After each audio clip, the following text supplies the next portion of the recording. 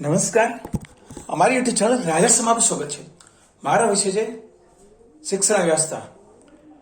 આ વિષય બરાબર લાગે તો લાઈક કરો, શેર કરો, સબસ્ક્રાઇબ કરો. દોસ્તો સબસ્ક્રાઇબ કરો ના પૂછો, બાજુમાં બેલ આઇકન બટન દબાવજો જેથી નોટિફિકેશન દ્વારા બીજા વિડીયો તમને મળી શકશે. હવે શિક્ષણ વ્યવસ્થા હું વાત કરીશ. હવે એ પહેલા પ્રાસ્તિક વાત કરીશ કે આપણી શિક્ષણ વ્યવસ્થા એટલી એ છે જે સત્તાઓના બળવા પછી અંગ્રેજો શું કર્યું એ પહેલાની વાત છે મેકોલો. જે અંગ્રેજોમાં મેકોલો આવ્યો એને આપણી શિક્ષણ સંસ્થા બદલી.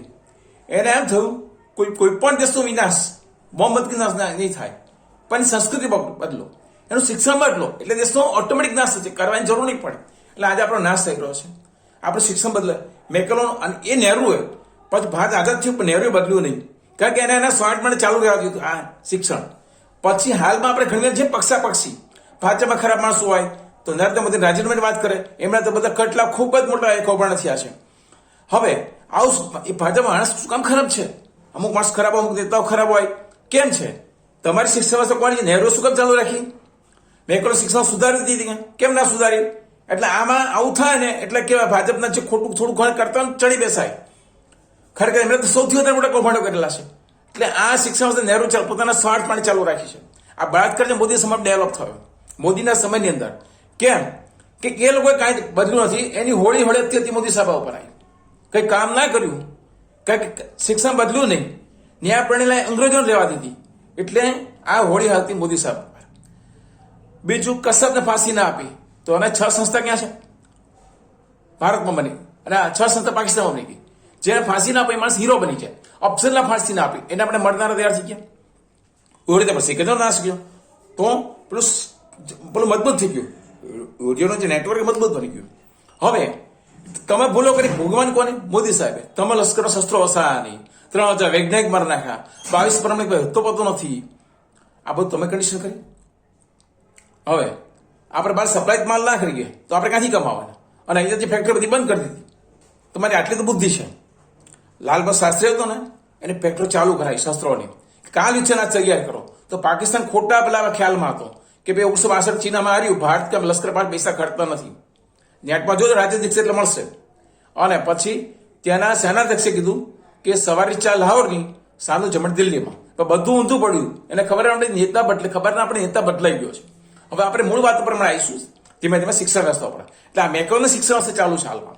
એ આપણને તકલીફ કરે છે. સત્તાઓના બળવા પછી અંગ્રેજો નક્કી કર્યું કે હવે કાયદા બદલો એટલે એમના માણસો છટકી જાય, એટલે સીધી ભારત આઝાદ બની ના શકે. અને બીજું કે બળાત્કારમાં બી એમના માણસો છટકી જાય કાયદાની છટકબારીમાં.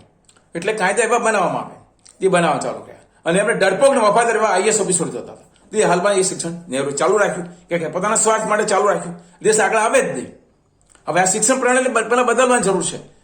અને મોદી સાહેબ સત્તામાં તિજોરી પૈસા નહીં, લશ્કરમાં શસ્ત્રો નહીં, એટલે સૈનિકો મરે છે. તમે શસ્ત્રો હસાયા નથી. આને ગોદી મીડિયા શું કરે? લિબરલ મીડિયા મોદી સાહેબ અવગવે. આ સરકાર પૈસા નથી, બસ બચ્ચે બનાવવા પડે. અગાઉની સરકારનું શું 15-18 વર્ષ માગણી કરતા હોય, હવે 15 વર્ષથી શસ્ત્રો ના મળે. બીજું અહીંયા પોતા તો ઘણા આઉટ ઓફ ડેટ થઈ ગયા હોય કોંગ્રેસ શાસનમાં. એટલે આપણે પોતે વસાવવાના હોય, આપણે પોતે સપ્લાય કરવાનો હોય. ચીનને પૈસાદાર બનાવે, ભારતને હાથે કરી આત્મનિર્ભર ના બનાવ્યું. કે આપણા છોકરા સ્માર્ટ હોશિયાર નથી. ખરેખર આપણા કરતા આપણા છોકરા વધારે સ્માર્ટ હોશિયાર છે. કે 80% વૈજ્ઞાનિક આપણા છે. ગુરુત્વાકર્ષણ અહીંયા શોધાયો. અમેરિકામાં જે બધી શોધો છે પશ્ચિમમાં, એ બધી ખાલી કોપી જ છે. કરોડો વર્ષ પહેલા ઋષિમુનિઓએ સંશોધન કરેલું છે. આપણે ગુલાબભાઈના પુસ્તક બહાર ગયા એટલે કે અમે સંશોધન કર્યું. આવી કન્ડિશન આપણી થઈ છે. હવે ગુરુત્વાકર્ષણ નિયમ અહીંયા શોધાયો છે, પણ એ લોકો વાર્તા ઉભી કરી ન્યૂટને. ફળ ઉપર કેમ નીચે આ વાર્તા ઉભી કરી. આ મગજમાં બેસતું હું નાનો હતો ત્યારે હું લોકોને કહેતો મને આ વખત બેસતું નથી. આ કોપી છે એવું દેખાયું હતું. આ વિદેશીઓ કોપી કરે છે એ મને દેખાતું હતું. હવે હું આગળ આ ભાસ્કર છે ભારતમાં શોધ્યું આપણે ગુરુત્વાકર્ષણ નિયમ. અને બીજું કોમ્પ્યુટર શોધ એ ગુજરાતમાં થઈ હતી નામ એ લોકોનો. હવે આપણે મૂળ વાત ઉપર આવી જઈશું કે શિક્ષણ વ્યવસ્થા આપણે બદલવાની જરૂર છે. મોદી સાહેબ બદલી રહ્યા છે, પણ જે અમૂલ પરિવર્તન છે ધીમે ધીમે આવે. એકદમ તો આવે નહીં, વર્ષોથી કશું કર્યું નથી, સિસ્ટમ બેસી ગયેલી છે. હવે હું વાત કરું છું મૂળ વાત ઉપર. મોદી સાહેબ તો ઘણા પાવરફુલ છે. CI રિપોર્ટ કે ઇન્દિરા ગોળીબાર વાળા ગોળાબારી કરવા માણસ છે. એટલે હવે આંતરરાષ્ટ્રીય ચીને ટાવર માં તો તોડી નાખ્યો. અમેરિકા વિચાર કરે તો અમેરિકા જેટલા શસ્ત્રો શું કરે એ વિચાર કરે. હવે આગળ વાત કરીએ. હવે મૂળ વાત શિક્ષણ માટે. મોદી સાહેબ તો બદલાવ લાવી રહ્યા છે, અમૂલ પડતે લાવી રહ્યા છે, મહેનત કરી રહ્યા છે. હવે આપણે શિક્ષણમાં શું કરવાનું છે?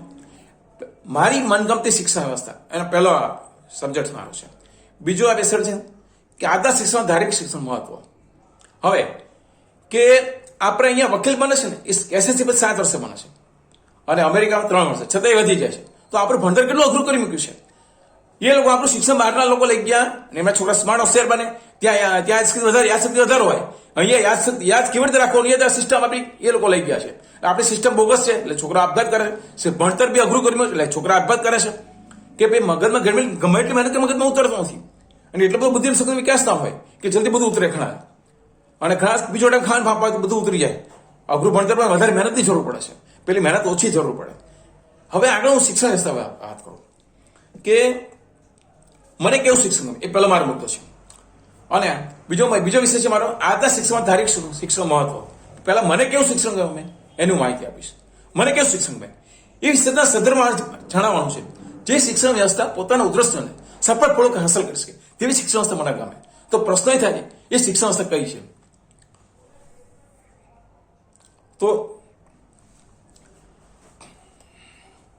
તો હું એમ કહું છું કે આજનું કઈ શિક્ષણ વ્યવસ્થામાં હું એમ કહું છું કે શિક્ષણનું મૂળભૂત ઉદ્દેશ્ય વ્યક્તિમાં રહેલી બૌદ્ધિક ક્ષમતા, વિચાર શક્તિ, કલા શક્તિ ખેલાવવાનું, તેની તે શક્તિને અનુરૂપ તેને નિશ્ચિત જે તરફ દોરી લઈ જવાનું.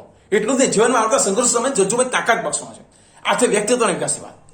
હવે 4 વિકાસ: સત્ય, અહિંસા, વિનય, વિવેક, પરોપકાર, પ્રમાણિકતા, કૃતજ્ઞતા આદિ ગુણોનું સિંચન કરી વ્યક્તિને સાચા અર્થમાં માનવ બનાવવાનું શિક્ષણનો મૂળભૂત ઉદ્દેશ્ય છે. જે શિક્ષણ વ્યવસ્થા આ બે ઉદ્દેશ્ય સફળપણે હાંસલ કરી શકે તે મારી પસંદગીની શિક્ષણ વ્યવસ્થા છે.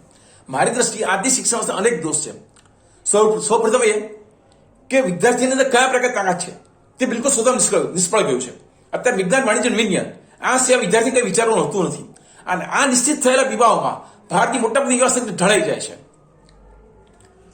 હવે આવી કરીને બહાર નીકળે ને એટલે શું થાય કહું તો આમાં શું ઇન્દ્રિય ક્ષેત્રે સિદ્ધિ હાંસલ કરી શકે, વિનિયમ ના જાય, વાણિજ્ય ક્ષેત્રે પ્રવીણતા પ્રાપ્ત કરી શકે, ઇન્દ્રિયમાં જઈ ચડે. એટલે આવી કરીને બહાર નીકળતા કોઈ બેનો વિદ્યાર્થી બહાર નીકળે પોતાના જીવનના મધ્યને પ્રસ્ત પહેલા પોતાની શક્તિઓ વેઠવી રાખીને વડીલે અન્યને પુરોગતિ પહેલા માર્ગદર્શન અથવા શિક્ષણ વ્યવસ્થાની ઉપર ધારામાં વહી જઈને પોતાની શક્તિ વેઠવીને વિચારો બની જાય છે. એટલે શિક્ષકોને વિદ્યાર્થી અંતરક્ષેત્રથી શોધીને ચોક્કસ માર્ગદર્શન આપીને તેને અનુરૂપ ધ્યેય દર્શાવવાનો કોઈ રસ હોવું લાગતું નથી. એટલે આવું થાય છે. તો મારું માનવું એવું છે કે શિક્ષણ વ્યવસ્થાનો ભાર એવી વ્યક્તિને સોંપવામાં આવે જે વિદ્યાર્થી અંતરક્ષેત્રથી ખોલીને તેને ચોક્કસ માર્ગદર્શન આપીને તેને અનુરૂપ ધ્યેય દર્શાવે, જેથી પોતાના રસપ્રદ ક્ષેત્રોમાં અર્થપ્રદાન કરી શકે, પણ તે ક્ષેત્રમાં પોતે જીવન કંઈક કર્યો પોતાનું મૌલિક પ્રદાન કરીને જીવન કંઈક કર્યો આનંદ માણી શકે. ત્રીજી વસ્તુ, હું મારી શિક્ષણ વ્યવસ્થામાં હું શ્રમને મહત્વ આપું છું. આજની શિક્ષણ વ્યવસ્થાને બિલકુલ અવગણના કરવામાં આવે છે. હવે ઇઝરાયલે યુવા શક્તિનો ઉપયોગ કરીને રણને લીલા ખેતરમાં ફેરવી નાખ્યું અને વિશ્વમાં વધુ વસ્તી ધરાવતા ચીને યુવા શક્તિનો ઉપયોગ કરીને અંશક્ષેત્રીય સ્વાવલંબતા હાંસલ કરી. જ્યારે ભારતમાં નવરસનો નખત વાળે એ કહેવાતને અનુરૂપ કોલેજ અને માધ્યમિકના શિક્ષણ લેતા મોટાભાગના કિશોર અને યુવાન પોતાનો ફાજત સમય ડ્રિંક્સ લેવામાં, ધૂમ્રપાન કરવામાં, ફિલ્મો જોવામાં, ગપ્પા મારવામાં બગાડે છે. ભૂતકાળનો ભવ્ય વારસો ધરાવતા ભારતવાસી યુવાની નિમ્ન કક્ષાની આ કેવડું કાળું લાંછન લાગ્યું છે. તો મારું માનવું એવું છે અઠવાડિયામાં અમુક દિવસ અમુક કલાક શ્રમ હોવા જોઈએ, અથવા વેકેશનમાં અમુક દિવસની શ્રમ શિબિરો યોજવી જોઈએ, જેથી આપણને ફાજર પડે નહીં. કુદરતી સંપત્તિ, જમીન, ખનીજ, નદીનું પાણી વગેરેનો ઉપયોગ થઈ શકે. ત્રીજું, શિક્ષણ વ્યવસ્થા એવી હોવી જોઈએ જે વિદ્યાર્થી વિચારશક્તિ ખીલવે. આ તો શિક્ષણ તેમ કરવા સદંતર નિષ્ફળ ગયું છે. મોટા ભાગના વિદ્યાર્થી એ જ ખબર નથી તેઓ શા માટે ભણી ગયા છે. જીવનમાં કેવળનું મહત્વ શું છે? વિદ્યાર્થી શિક્ષક બહુ જ ભણી ગયું છે. વડીલો ભણવા મૂક્યા છે, બધા ભણવા જાય છે, એવા ખ્યાલથી ભણવા વખતે ભણી લે છે. એવી દયામણી પ્રસંગ કયા છે? કેળવણીના શરૂઆતના તબક્કે ઉપરોક્ત મનોદશા હોઈ શકે, બનવા જ છે. પણ યુવાવસ્થા અને કિશોરાવસ્થા પહોંચેલા વિદ્યાર્થીઓને કેળવણીનું મહત્વ સમજાવ્યું. કેટલી વિચાર કરવાની બાબત છે.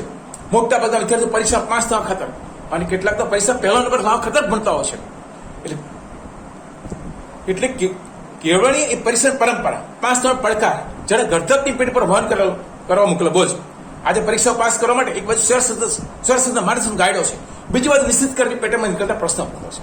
આવી કેળવણી બહાર નીકળતા મોટા ભાગના સ્નાતકો અને અનુસ્નાતકો એક 25 લીટર નિબંધ લખવો હોય તો પરિમાણના નિબંધ માણી સહાય લેવી પડશે. એટલે એટલે શિક્ષણ કેવળ છે ને એનું જ્ઞાન સંપાદન કરવાનું, વિચાર શક્તિ ખેલવાનું મૂળભૂત હેતુ મારે હોય છે. હવે પ્રવર્તમાન શિક્ષણ વ્યવસ્થાના આ ગંભીર દોષો લઈને જે કોઈ પોતાના જીવનના પગરમણા છે એ સૌ કોઈ છે સમાજની પ્રણાલી પ્રવર્તમાન ધારામાં જન્મવું, ભણવું, કમાવું, સંસારમાં વહી જાય. જે વ્યક્તિનું વ્યક્તિત્વ નથી તે મૂળ વ્યક્તિ જીવન તરીકે માણી કરી શકે, તો મને એવું શિક્ષણ જે વ્યક્તિનું વ્યક્તિત્વ કહેવાય ત્યારે જીવનના નિશ્ચિત ધ્યેયનું મહત્વ દર્શાવે, જેથી વિચાર પ્રમાણે જીવન જઈ શકે, ક્ષણ જીવનનો અનુભવ કરી શકે, પ્રતિરોધમાં માર્ગ શોધી છે, જીવનનો મૂલ્ય માનવજનો સાચા અર્થમાં સાક્ષાત કરે છે. હવે આગળ વાત કરીશ ચોથી વસ્તુ કે શિક્ષણમાં ચાર શિક્ષણ હોવું જોઈએ. આટલું શિક્ષણ તેમ કરવાનું સતત છે. આજે સમાજમાં ભ્રષ્ટાચાર, લાંચ, રૂશ્વત વગેરે દૂષણ દસમાં રોકડ મચાય છે. તો હું માનું છું કે આજે શિક્ષણ સારો આઈએસ, સારો તબીબ, સારો ઇજનેર બનાવી શકે, એક સારો માણસ નથી બનાવી શકતો. તો હું માનું છું ભૂતકાળમાં થઈ ગયેલા મહાપુરુષોના જીવન ચારિત્ર દ્વારા તેમનો ચારિત્ર વિકાસ કરવામાં આવે, જેથી પ્રવર્તમાન સમાજ વ્યવસ્થા મહત્વનો ફાળો આપી શકે. હવે આગળ હું કહીશ કે આપણે શિક્ષકોને શિક્ષા આપવું એ રસપ્રદ પ્રવૃત્તિ હોય, તેમના માટે જીવન સાધનો હોવું જોઈએ. પણ આજે શિક્ષકોને શિક્ષા આપવું એ અર્થોપાર્જનની અને કેવળ અર્થોપાર્જન મળી ગઈ છે. એ એટલી બધી જે દેશના ભાવિ નાગરિકોના ચારિત્ર ઘડવાઈ ગયા છે, તેમની વચ્ચે ઉચ્ચ જીવન ધોરણ હરીફાઈ પડશે છે. આજે શિક્ષણ ભયંકર ત્રુટ છે. ભયંકર એટલા માટે કે તે અનેક દૂષણો જન્મદાતા છે. વિદ્યાર્થી માનવ બન્યા પહેલા શિક્ષક પોતે પહેલા માનવ હોવો જોઈએ, તો દ્રશ્ય સિદ્ધ થઈ છે. આ મેં મારી પસંદગીની શિક્ષણ વ્યવસ્થાની વાત કરી. મારી પસંદગીની શિક્ષણ વ્યવસ્થા એક આદર્શ શિક્ષણ વ્યવસ્થા જો એને વ્યવહારિક સ્વરૂપ મળે તો વ્યક્તિનો અંગતની આર્થિક અને સામાજિક વિકાસ સિદ્ધ થઈ શકે એમ છે. પણ આજથી 3000 વર્ષ પૂર્વે પ્લેટે આદર્શ નગર વિકાસ આવ્યો અને ગાંધીજી અને ભારત બીજા મહાપુરુષોએ આદર્શ ભારત સમાજ રચનાનું સપનું વિચાર્યું હોય એ સાકાર થયું નથી. આથી મારી આ કાલ્પનિક શિક્ષણ વ્યવસ્થા આકાર લે તેમાં મારું મન મારવા પ્રેરવા નથી. આ બીજી વસ્તુ એ કહીશ કે આદર્શ શિક્ષણમાં ધાર્મિક શિક્ષણ મહત્વ એ મારો બીજો વિષય છે. તો શિક્ષણ મૂળભૂત ઉદ્દેશ્ય શું છે અને શારીરિક શિક્ષણ કેવી રીતે મદદ કરી શકે તે પ્રશ્ન ઉત્તર આ વિષય પર પ્રકાશ ફેંકી શકે. કોઈ પણ સમાજની સુખાકારની આબાદના આધાર તે સમાજમાં સમાવેશ થતી વ્યક્તિઓના ચારિત્ર વ્યક્તિત્વના ઘડતર પર છે અને વ્યક્તિઓના ચારિત્ર વ્યક્તિત્વના ઘડતરના આધાર શિક્ષણ પર છે. તો શિક્ષણનો મૂળભૂત ઉદ્દેશ્ય વ્યક્તિમાં રહેલી બૌદ્ધિક સત્તા, વિચાર શક્તિ, કલા શક્તિ મેળવવા અને આ શક્તિના રોગ તેને નિશ્ચિત ધ્યેય તરફ દોરી લઈ જવા, એટલે તેને જીવનમાં આવતા સંઘર્ષોમાં જજુમય તાકાત બસવાનો છે. આથી વ્યક્તિત્વ વિકાસ, સત્ય, અહિંસા, આ ચારિત્ર વિકાસ, આ વ્યક્તિત્વ વિકાસ. ચારિત્ર વિકાસ શું? તો સત્ય, અહિંસા, વિનય, વિવેક, પરોપકાર, પ્રમાણિકતા, કૃતજ્ઞતા આદિ ગુણ સંચય કરી વ્યક્તિને સાચા માનવ બનાવવાનું શિક્ષણનું મૂળભૂત ઉદ્દેશ્ય છે. હવે આજનું શિક્ષણ છે વ્યક્તિત્વ વિકાસમાં સફળ થયું એમ કહી શકાય. કારણ કે આજે સારો આઈએસ, સારો તબીબ, સારો ઇજનેર બની શકે, એક સારો માણસ નથી બની શકતો. એટલે જે ગુણ વિકાસમાં છે ને એટલે માનવીય ગુણોનો વિકાસ થયો નથી એમ કહી શકાય. કારણ કે આપણી શિક્ષણમાં ધર્મનો અભાવ છે. આપણી કેળવણીમાં છે ને ધર્મનો સમાસ નથી કર્યો. એટલે ધર્મનો સમાસ નથી કર્યો એટલે શિક્ષણ પ્રાપ્તિનું ધીરે છે અર્થલક્ષી અને કેવળ અર્થલક્ષી બની ગયું છે. નાણાંનું સર્જન કરવું એટલે આવી કેળવણી બહાર નીકળેલો વિદ્યાર્થી કોઈ પણ ટૂંક સમયમાં ગમે તેમ કરીને આર્થિક સદ્ધરતા પ્રાપ્ત કરી લેવાની મહત્વાકાંક્ષા સિવાય છે. આ આર્થિક સદ્ધરતા પ્રાપ્ત કરવા નીતિના સિદ્ધાંતો નિયમ મૂકી તથા વિચારતો નથી. પોતાના બંધુ સમાન અન્ય માનવી ઘોર ખોદતા પાછા અચકાતો નથી. જ્યારે કેળવણીની અંદર ધર્મ નીતિનો સમાસ નથી થયો ત્યારે માણસ પશુ સમાન બની ગયો છે. જેનું કોઈ લક્ષ્ય નથી, ગમે તેમ કરી પૈસો પ્રાપ્ત કરો. આજે સમાજમાં ભ્રષ્ટાચાર, લાંચ, રૂશ્વત, છળ કપટ આ બધું શું છે? નાણાં સર્જન તીવ્ર ઘર્ષણ સંતાનો છે. બાળકોની, યુવાનોની કેળવણી યોજનાના ઘડવાઈ ગયા. યોજના ઘડતી ધાર્મિક શિક્ષણ અતિ મહત્વનો મુદ્દો કેમ વિસરી ગયા મોટું આશ્ચર્ય છે. જ્યારે આ દેશના ભૂતકાળમાં જશું તો રાજા અને પ્રજા પોતાના સંતાનો ઋષિ મુનિઓ ત્યાં મળતા. ત્યાં અર્થ અને કામના ક્ષેત્રે ધર્મ અને મોક્ષ શિક્ષણ આપો. એ સમયના 4 પાસાનો સુભક્ત સમય લીધે એ બધી પ્રજાના લોહીમાં પ્રમાણિકતા, નીતિ અને સેના સંસ્કરણ સિંચન થતું. એક ધર્મની કર્મની પ્રતિભા સમાન શ્રી કૃષ્ણ, વિનય, વિવેક, સિદ્ધાંત પ્રતિભા સમાન રામ. એ વખતે ધાર્મિક શિક્ષણ વ્યવસ્થા સત્ય હતા. જ્યારે આજના ધર્મવિહીન શિક્ષણની અંદર દુનિયાનો અનેક વખત સહાર કરી શકે એટલા શસ્ત્રો સંગ્રહ કરનાર અમેરિકા શાસન જન્મ થયો છે. અધિકારી જેમ બે ફૂફાડા મારતા પાકિસ્તાન સંસ્કૃત જન્મ થયો છે. મોટા સરકારી ખાતાઓમાં લાંચ વસ્ત્ર ભ્રષ્ટાચારની ખિસ્સા કરતા અધિકારીનો જન્મ થયો છે. હવે લોકસેવાને બહાને ચૂંટણી લડીને પ્રજા પૈસા ઘર ભેગા કરતા નેતાઓનો જન્મ થયો છે. વેપારીઓ, ગુંડાઓ, રાજકારણ, સરકારી અધિકારીઓ વચ્ચે એક અતૃષ વિચાર છે. એ વિચારની અંદર હાહાકાર કરતી ગરીબ અને નિરધા પ્રજા એ પણ વિચાર કરીએ તો નીતિના આદર્શ હિતોનું શિક્ષણ વ્યવસ્થાનું સર્જન છે.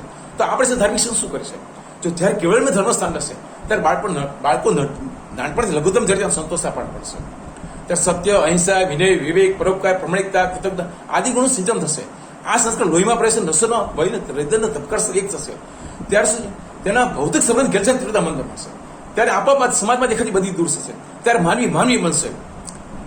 આ સાથે મારો વિષય જય હિન્દ.